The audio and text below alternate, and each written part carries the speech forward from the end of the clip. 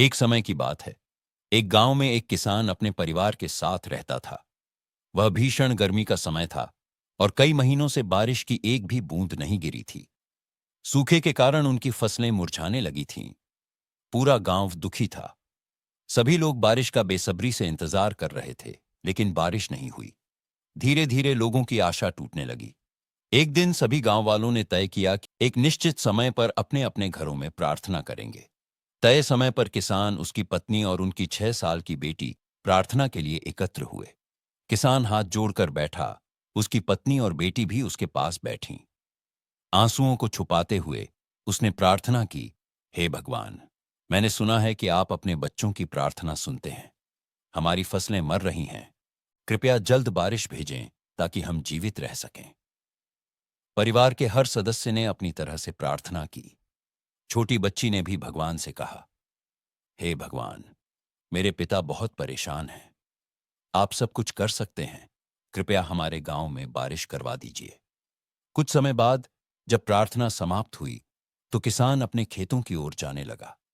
यह देखकर बेटी ने पूछा, पिताजी, आप कहां जा रहे हैं? किसान ने उत्तर दिया, बेटा, मैं खेत में कुछ काम करने जा रहा हूं। बेटी दौड़कर अपने पिता के पास आई और बोली, रुकिए, मैं भी आपके साथ चलूंगी। फिर वह अंदर गई और छाता लेकर वापस आई।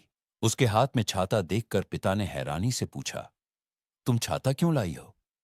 सूरज ढल चुका है और अब शाम हो रही है। बच्ची मुस्कुराई और भोलेपन से बोली, पिताजी, अभी अभी हमने भगवान से बारिश की प्रार्थना की है।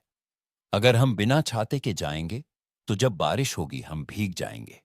बेटी की बात सुनकर किसान स्तब्ध रह गया। वह अपनी बेटी की अटूट आस्था देखकर चकित था। उसने आकाश की ओर देखा। आसमान साफ था। कहीं भी बादल या बारिश का कोई संकेत नहीं था।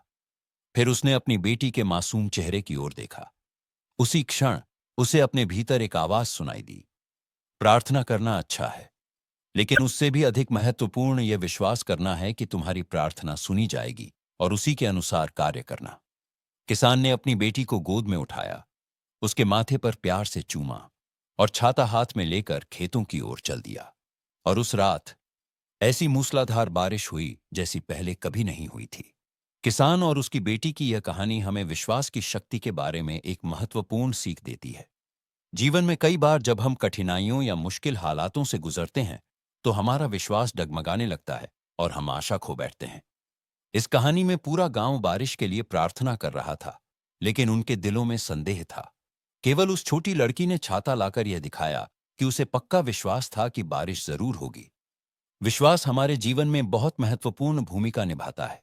यह हमारे सपनों और लक्ष्यों की नींव होता है। जब हम किसी कार्य को पूरे आत्मविश्वास के साथ शुरू करते हैं तो सकारात्मक परिणाम अवश्य मिलते हैं। यदि हमारे मन में संदेह हो तो हमारी मेहनत भी कमजोर पड़ सकती है और हम बीच में ही हार मान सकते हैं।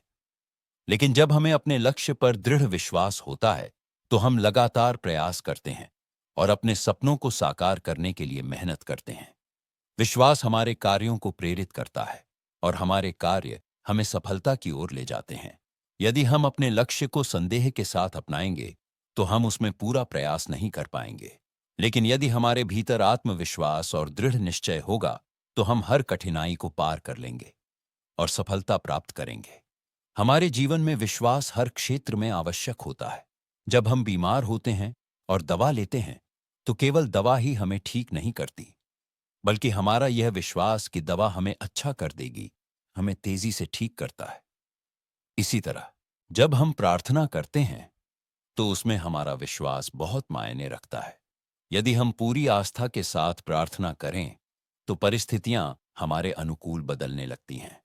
यह कहानी हमें सिखाती है कि यदि हम अपने आप पर, अपने लक्ष्यों पर और अपनी प्रार्थनाओं पर अटूट विश्वास रखते हैं तो हम मनचाहे परिणाम पा सकते हैं। विश्वास सिर्फ अच्छे की उम्मीद करना नहीं है, बल्कि यह दृढ़ निश्चय रखना है कि अच्छा अवश्य होगा।